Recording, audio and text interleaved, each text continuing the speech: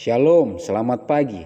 Tentunya kita berterima kasih kepada Tuhan karena kuat kuasa-Nya yang terus berlimpah dalam kehidupan kita, yang terus menuntun, menjaga, memelihara kita.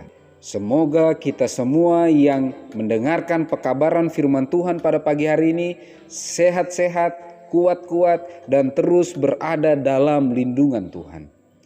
Pagi hari ini kita akan merenungkan pekabaran firman Tuhan yang diambil dari buku Maranatha Tuhan Datang yang ditulis oleh hamba Tuhan Nyonya Ellen G. White. Sebelum kita merenungkan pekabaran firman Tuhan, mari kita sama-sama berdoa. Ya Tuhan Allah Bapa kami yang bersemayam dalam tata sorga, kami puji agungkan Engkau karena kuasa-Mu yang terus berlimpah dalam kehidupan kami. Berbicaralah ya Tuhan karena kami telah siap untuk mendengarkan. Tolong tuntun kami terus dengan kuat kuasa Roh Suci Tuhan. Dalam nama Yesus kami berdoa. Amin. Pekabaran firman Tuhan pada pagi hari ini berjudul Suci dalam hati dan kehidupan. Ayat intinya diambil dari Matius 5 ayat yang ke-8. Berbahagialah orang yang suci hatinya, karena mereka akan melihat Allah. Keterangannya, tidak akan ada barang yang mencemarkan yang akan masuk ke dalam kota Allah. Semua orang yang akan tinggal di sana harus sudah suci hatinya ketika masih di bumi. Pada orang yang sedang mempelajari tentang Yesus akan ternyata tumbuh kebencian terhadap perangai yang tidak berhati-hati, bahasa yang tidak dikenal, dan pikiran yang kasar. Bila Kristus tinggal di dalam hati, akan ada penyucian dan pemurnian pikiran dan kelakuan. Tetapi perkataan Yesus mempunyai arti yang lebih dalam, bukan saja suci sesuai dengan perasaan kesucian dalam pengertian dunia, bebas dari hawa nafsu, suci dari nafsu birahi, tetapi benar dalam tujuan dan hasrat jiwa yang tersembunyi, bebas dari kecongkakan dan mementingkan diri, rendah hati, tidak mementingkan diri dan seperti anak-anak. Hanya kesukaan yang dapat menghargai kesukaan. Kecuali engkau menerima dalam kehidupanmu sendiri prinsip kasih, mengorbankan diri yang merupakan prinsip tabiatnya, maka engkau tidak akan dapat mengenal Allah. Ketika Kristus datang dengan kemuliaannya, orang-orang jahat tidak akan tahan memandangnya. Terang hadiratnya yang merupakan kehidupan bagi mereka yang mengasihinya adalah kematian bagi orang jahat.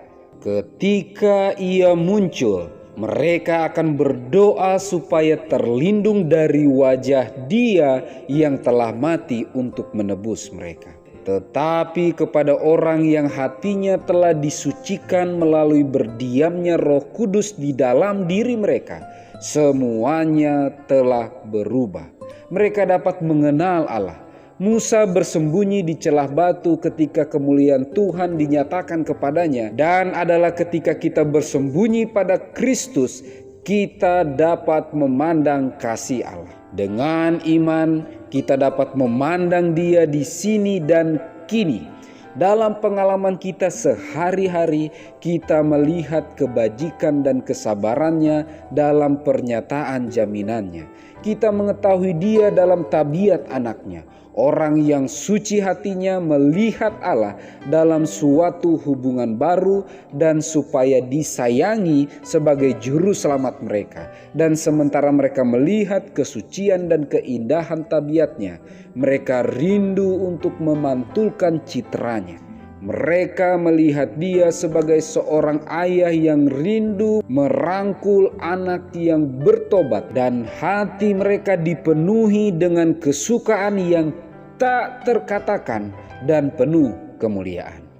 Orang-orang yang suci hatinya hidup seperti memandang hadirat Allah selama jangka waktu yang ditentukan Allah bagi mereka di dunia ini. Dan mereka juga akan melihat Dia muka dengan muka pada waktu yang akan datang dalam keadaan tidak akan binasa, sama seperti Adam ketika ia berjalan dan berbicara dengan Allah di Eden. Luar biasa pekabaran firman Tuhan pada pagi hari ini. Suci dalam hati dan kehidupan. Ketika umat-umat Tuhan rindu dan terus mengharapkan berjalan bersama-sama dengan Tuhan sejak di dunia ini bahkan di dunia akan datang. Pekabaran firman Tuhan pada pagi hari ini menegaskan kehidupan kita harus suci baik di dalam hati maupun di dalam kehidupan. Dan kehidupan yang suci itu harus mulai sejak di dunia ini. Hadirat Tuhan yang kita rindukan adalah kehidupan, adalah kesukaan bagi umat-umat Tuhan yang hidupnya dituntun oleh Roh Tuhan. Tetapi di sisi lain, hadirat Tuhan yang sama bagi orang-orang yang tidak mau datang lebih dekat kepada Tuhan adalah hal yang membinasakan mereka dan menakutkan bagi mereka. Pekabaran firman Tuhan pada pagi hari ini kembali menegaskan bagi kita untuk memilih. Apakah saya rindu untuk terus berada di hadirat Tuhan ketika Roh Suci Tuhan itu terus tinggal dan hidup dengan senang dalam kehidupan saya? Maka dengan pertolongan Tuhan, saya akan merasakan indahnya terus berjalan bersama-sama dengan Tuhan. Sehingga dengan pertolongan Tuhan yang sama, saya akan dimampukan untuk memandang Dia muka dengan muka nanti dalam kerajaan sorga.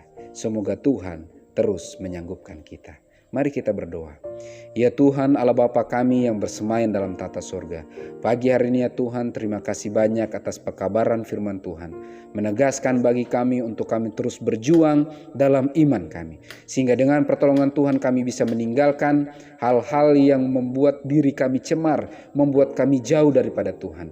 Tapi dengan pertolongan Tuhan kami rindu mengizinkan untuk Roh Suci Tuhan untuk terus tinggal dengan tenang dalam kehidupan kami. Sehingga memampukan kami bisa menghidupkan kehidupan yang suci benar sesuai dengan tabiat karakter surga. Kami rindu kami bisa siap menerima roh hujan akhir dan kiranya meterai Allah yang hidup bisa menjadi bagian kehidupan kami. Terlebih khusus kami berdoa bagi kami pribadi lepas pribadi dalam perjuangan iman yang sedang kami alami saat ini. Terlebih khusus dalam dosa kesayangan yang terus kami lakukan menyakiti hati sesama, terlebih menyakiti hati Engkau. Kiranya rahmat Tuhan terus menguatkan, memampukan, meneguhkan kami. Sehingga dengan pertolongan Tuhan, pergumulan apapun yang kami sedang alami, sakit penyakit, duka cita, lemah iman, kami dapat solusi yang terbaik, yaitu hanya bersandar sepenuhnya ke dalam tangan kasih-Mu. Terpuji-pujilah nama-Mu ya Tuhan. Dalam nama Yesus kami berdoa. Amin. Maranatha, Tuhan datang. Tuhan Yesus memberkati.